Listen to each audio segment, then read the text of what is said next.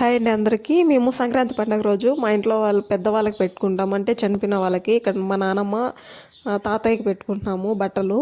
మేము ముందుగా కలశం పెట్టేసి దాని మీద కొత్త బట్టలు పెట్టేసి నగలు అన్నీ పెట్టేసి బొట్టయి పెట్టేస్తామండి. తర్వాత 5 పళ్ళాలు పెట్టేసి అన్నము, చిత్రాన్నము, కారాలు, అత్రాసాలు, ఇంకేమైనా స్వీటు, పండ్లు అంటే అంటి పండ్లు, పాయసము ఇవన్నీ పెట్టేస్తామండి.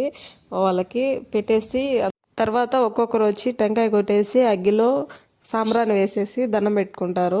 ఇక్కడ మా పెద్దమ్మ, మా పెద్దయ్య, మా అన్న వాళ్ళు పెట్టుకున్నాక మా పిన్ని పెట్టుకునింది. తర్వాత మేము పెట్టుకున్నాం. ఒక హాఫ్ అన్ అవర్ అలాగే ఉంచేసి మేము బయటకు వచ్చేస్తామండి.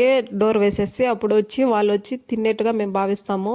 తర్వాత వచ్చినాక మేము హాఫ్ అన్ అవర్ తర్వాత వెళ్ళి ఒక్కొక్క ప్లేట్ తీసుకొని మేము తినేస్తామండి. ఒక ప్లేటు వాళ్ళ కాడ పెట్టేసి అదే అండి మా ఆచారము.